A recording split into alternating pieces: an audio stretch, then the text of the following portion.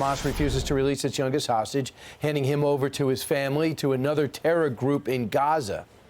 10-month-old Kafir Bibas and his 4-year-old brother Ariel were abducted last month with their parents. You see their pictures, Cherie and Yarden. Cherie's aunt, Yifat Zailer, joins us live from Israel. Yifat, good afternoon to you. Thank you very much for joining us. We just heard from Trey that your relative, this little 10-month-old baby, essentially is being used as leverage and a human shield. How does the family feel about that? It's horrible. I can't say we are surprised about the level of cruelty and inhumane behavior from Hamas. In this deal, in this ceasefire, they signed an agreement to release all women and children. Tomorrow is the last day, supposedly, of this ceasefire, of this agreement as it was signed.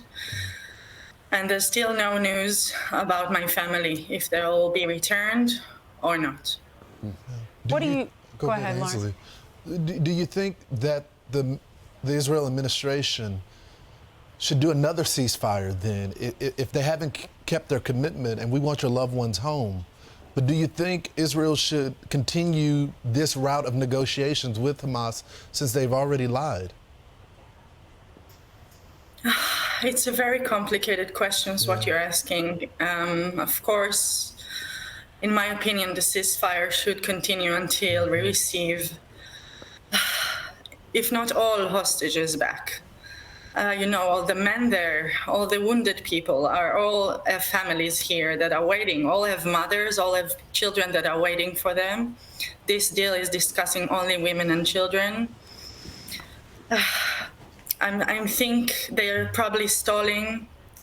Every day of ceasefire, they receive fuel.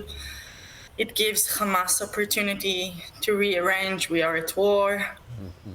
And I don't know, I think maybe, I don't know, it's crazy. It's crazy just thinking about it. We're waiting hopelessly, trying to remain positive. Every day counts for that baby. It's been 2 months, almost 2 months. He was 9 months when he was kidnapped. It's going to be 11 months. It's crazy. Yeah. We are hearing all the evidence about the conditions of those kidnapped people, about how they were fed, and I'm sorry. It's okay. Take your time. Of course, it's hard. Yifat, when we look at the pictures, I'm a mother, and I remember when my little girl was this age, and she needed me to feed milk. She couldn't go to the kitchen and get food on her own. I was thankful when I read that I believe they're still together as a family unit. Is that right? So that at least she has her baby? No, we haven't had any intelligence that point that out. We do know that they separated women and children. We do know that they were kidnapped separately. Yarden, the father, was kidnapped first, and then they entered the house, the safe room. He went outside to protect his family and was hurt and kidnapped, and then they entered inside and found Shiri, my cousin, and her 2 children, and kidnapped them as well. So we don't know if they're together. We can only assume by hearing, the evidence from the freed members of the same kibbutz where they lived, that they say that they separated men and women. This is what I've heard. They got their plan on with their evil intentions went so well from their perspective. They got more hostages than they thought. And they pulled back. And the minute they crossed the border, chaos. And groups were just grabbing them from Hamas. From what you can tell, do you think Hamas even knows where they are? Is there a chance they're not in control of your family?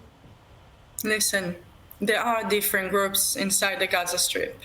But Hamas is controlling Gaza ever since 2007, since we left Israel, left Gaza, and Hamas is controlling there powerfully. I think, in my opinion, again, that saying that they don't know where they are is another way of stalling Yep. and buying time. Sure. And then if something happens to your family, don't blame us. We gave them to somebody else.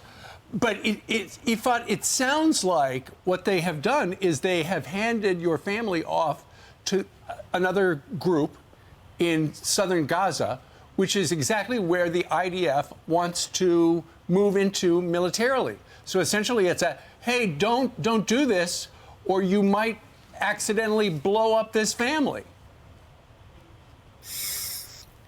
Of course. And let me just say that there are 240 at the beginning people that were kidnapped. And they were held in different places, and some of them underground, some of them probably in apartments, I don't know, even in the north of the Strip. And it's been a concern of us, of course, for their well-being.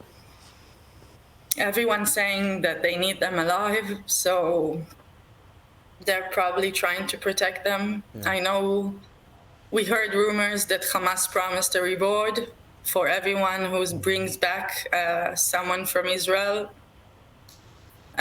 So there's a lot of different interests. I'm not a politician. I'm not a military general.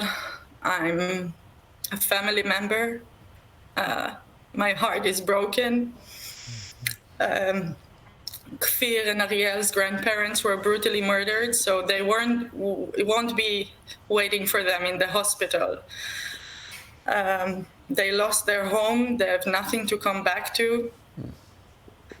Every family that you see, those children receiving that dog, and that they have no home to go back to. No, nothing that they knew from their previous life exists. So, and every family lost someone. Some of those children come back, and now they're hearing that their father died, or their uncle died, or their grandparents died. Entire communities got, may I say, deleted. Yifat, you tell completely. You tell the story so well, yet in our country, and as you look on TV internationally, there are people that are protesting in the middle of the street saying that it did not happen. There are people that are taking signs down of your loved ones in New York City and major cities. If you had the opportunity to talk to all these college students, all these people that are protesting, what would you tell them?